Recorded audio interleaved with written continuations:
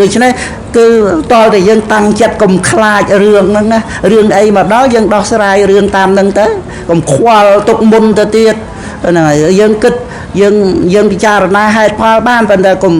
កុំខ្វល់កើតទុកនាំឲ្យយើងសូន្យសាញនាំឲ្យយើងល្ងងដោយសារខ្វល់ហ្នឹងទេហ្នឹងហើយដូច្នេះគឺយើងវឹកហាត់ជាមួយនឹងរឿងហ្នឹងឯងទេរឿងយើងធ្លាប់ឆ្លងកាត់ដំណើរជីវិតមករឿងមិនចេះតិចហ្នឹងឯងរឿងខ្លះសឹងតែស្លាប់ទៀតផងដោយចាស់យើងឆ្លងកាត់សម័យលោកពួតអីមកណាហ្នឹងឯងរឿងធំដុំណាព្រាត់ប្រាសញាតិមិត្តសន្តានបងប្អូនទ្រព្យសម្បត្តិឋានៈបុណ្យស័ក្តិលៀបយសជីវិតសឹងតែមិនរស់អត់មានអាហារភោជនអីណាគេចោតគេប្រកាន់អីចេះចោះអីទៀតរឿងធំដុំណាដោយឆ្លងកាត់មកវាទៅជាបទពិសោធន៍ក្នុងជីវិតក្រោយមករឿងផ្សេងទៀតតូចតាចហ្នឹងឯងឲ្យយើងតាំងចិត្តបានថាឲ្យតែបានជីវិតនៅរស់មួយថ្ងៃមកមួយថ្ងៃហ្នឹងទៅបានដល់ទៅយើងមិនទៀមទាអីធំដុំយើងគ្រាន់តែឲ្យតែបានរស់មកប៉ុណ្ណឹងទៅរឿងនោះវាអត់មានជារឿងអីធំរឿងធំមកពីយើងប្រកាន់ហួងហែងសពគ្រប់ហួងហែងលៀបហួងហែងយោហួងហែងស្អីច្រើនអញ្ចឹងទៅវាទៅជាកើតទុកខ្លាំងរឿងវាទៅជាធំទៅបាត់បង់ស្អីហ្នឹងអញ្ចឹងណាហ្នឹងឯងដែលថាជារឿងនោះប៉ុន្តែដល់ទៅយើងដឹងថាវាមិនស្លាប់ទេអញ្ចឹងទៅហ្នឹងឯងយើងគ្រាន់តែថាឲ្យតែបានជីវិតរស់ដោយយើងមកចាស់អញ្ចឹងណាបានជីវិតរស់នៅដល់ថ្ងៃស្អែកខែក្រោយអីចឹងទៅហ្នឹងហើយយើងយកតែជីវិតហ្នឹងនៅជាមួយបត្រៃណគុំនៅជាមួយនិច្ចសិលអបោសតសិលហ្នឹងហើយប៉ុណ្ណឹងទៅ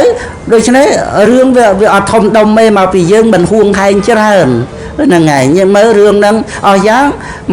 វាបាត់បង់ទ្រព្យសម្បត្តិឬក៏បាត់បង់អីដូចអ្នកដទៃស្អីរឿងអីក្នុងជីវិតអីចឹងណាហ្នឹងឯងបើយើងចិត្តប្រម៉ែប្រមូលមកដឹងតែវាថាចង់បានមិនបានទេបោះអញវិនិច្ឆ័យឲ្យសាបសូន្យហើយអីចឹងទៅឲ្យខ្លះហ្នឹងដល់ថាបាត់បង់របស់ខាងក្រៅធ្វើអត្តឃាតទៀតហ្នឹងឯងបើដូចជារបស់ខាងក្រៅធំជាងជីវិតចឹងទៅទៀតចឹងណាហ្នឹងហើយបើមិនដល់ធ្វើអត្តឃាតទេក៏កើតទុកខ្លាំងដូចថាធ្វើអត្តឃាតវា 100% អានេះវាត្រឹម 80% នោះក៏ទុកខ្លាំងចង្អៀតចង្អល់ចិត្តអីចឹងទៅដោយសារតែហួងហែងរបស់ខាងក្រៅនឹងច្រើនដល់តែយើងឆ្លងកាត់ដំណាក់កាលនៃជីវិតមកហើយ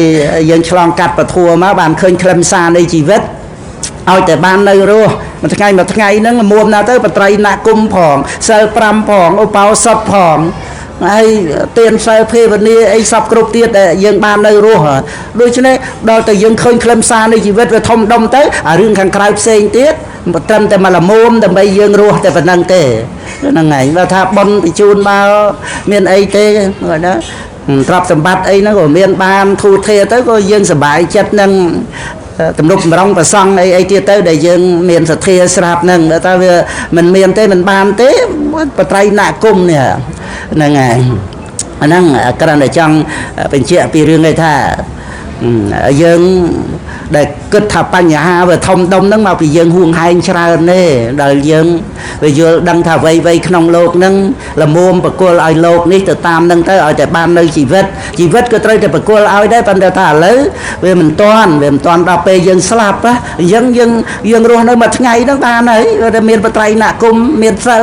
ពីផ្សេងណាស់ហើយយើងអត់មានប្រម៉ែប្រមូលអីច្រើនទេដូច្នេះបញ្ហាគឺវាធូរថយទៅព្រោះយើងអត់ហួងហែងអីច្រើនអាហ្នឹងឲ្យពុទ្ធបរិស័ទយើងជ្រាបថាដែលវាអត់សូវមានបញ្ហាហ្នឹងណាមកពីយើងអត់ហួងហែងអីច្រើនតែបើយើងគិតទៅវាហួងហែងដោះអស់មួយរឿងនៅមួយរឿងទៀតណានៅ5រឿងទៀតអស់មួយជាតិនៅអនេកជាតិទៀតនៅអបាយភូមិទៀតមានចេះអស់រឿងអីមើលទៅដល់ទៅយើងមកដោះស្រាយផ្លូវចិត្តណាដូចជាមេត្តារបស់ព្រះកុមារកស្សបៈហ្នឹងទីបំផុតការមិនប្រកាន់មិនហួងហែងនឹងឯងជាទីពឹងមានរឿងអីឲ្យខ្វល់ទៀតពីព្រោះការដែលមិនហួងហែងវាត្រូវអស់កង្វល់នឹងឯងហ្នឹងគឺជាសម្បត្តិព្រះនិព្វានណាព្រោះការអស់កង្វល់ដោយអរិយមគ្គដោយអរហត្តមគ្គហ្នឹងឯងអញ្ចឹងបានថានិយាយពីអតីតកាលហ្នឹងមានតែជាមេរៀន ជាបទពិសោធន៍ក្នុងជីវិតហើយនឹងអ្វីៗដែលយើងបានធ្វើល្អហើយក៏ជាកម្លាំងចិត្តដើម្បីយើងបានធ្វើល្អតទៅទៀតហ្នឹងឯងហើយយើងនឹករលឹកដល់គេថាបុណ្យបុព្វការីគឺថាទាំងបុណ្យដែលយើងបានធ្វើផងទាំងបុព្វការីដែល